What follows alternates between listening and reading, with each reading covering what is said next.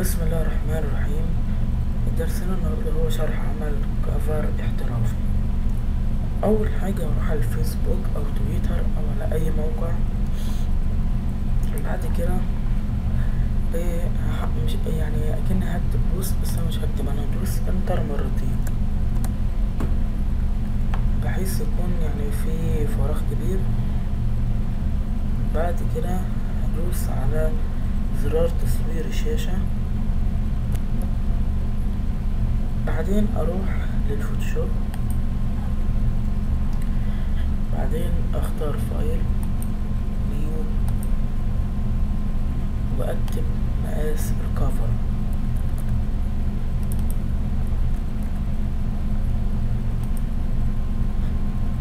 بعد كده نعمل كنترول في.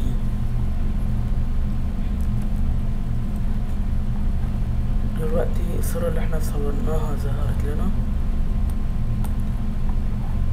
بعد كده هصغرها شوية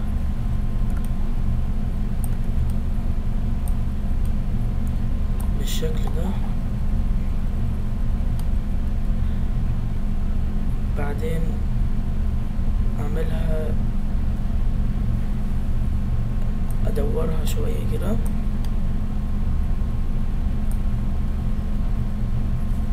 واكبرها.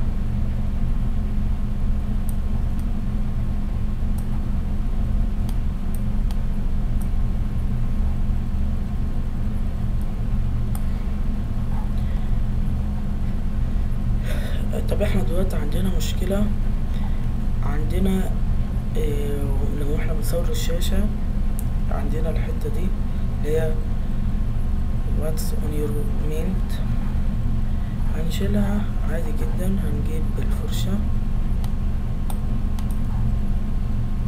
نختار اللون الابيض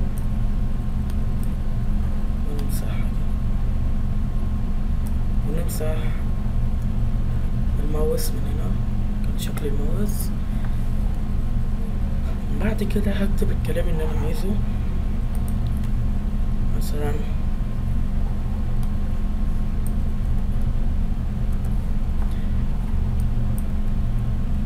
اول حاجه نختار اللون الاسود، معلش. بعدين مثلا اكتب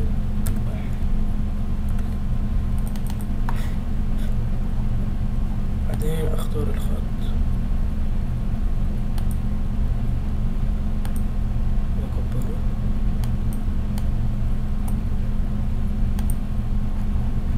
يكون بالشكل ده.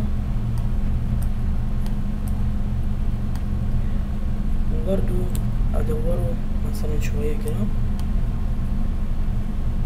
هيبقى بالشكل ده.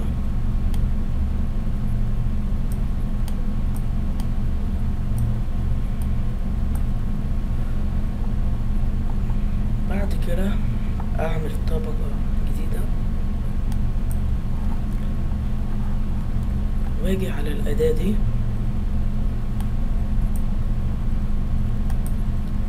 ندوس كليك يمين واختار شكل القلب.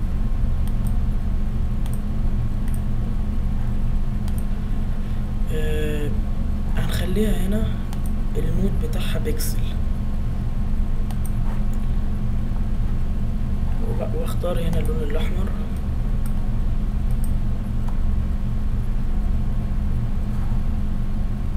واقوم ساحب بالماوس كده واعمل شكل قلب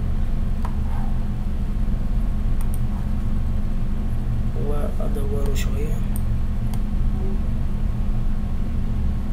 بالشكل ده كده واعمل صح. بعد كده هستخدم تكستر او خامة اللي هو، وهتلاقوهم مرفوقين تحت الفيديو في روابط. هعمل اوبن، معايا تكستر ورق، تكستر عادي،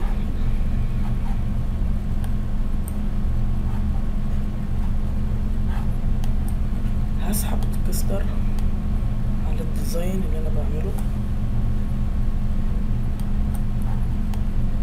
بالشكل ده. بعدين اكبره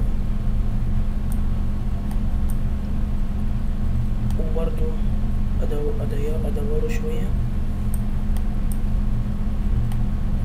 بالشكل ده. بعد كده هنيجي عند نورمال نغيرها مثلا بالشكل ده، او مثلا انا بعد انزل بالسهم اللي في الكيبورد لغاية لما ايه الشكل يجي معايا او كده.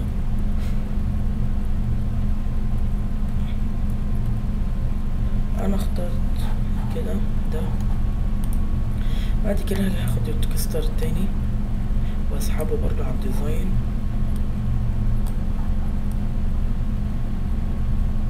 واكبره على قد الديزاين. بعد كده هروح عند نورمال اخليها اوفرلي، هيبقى بالشكل ده.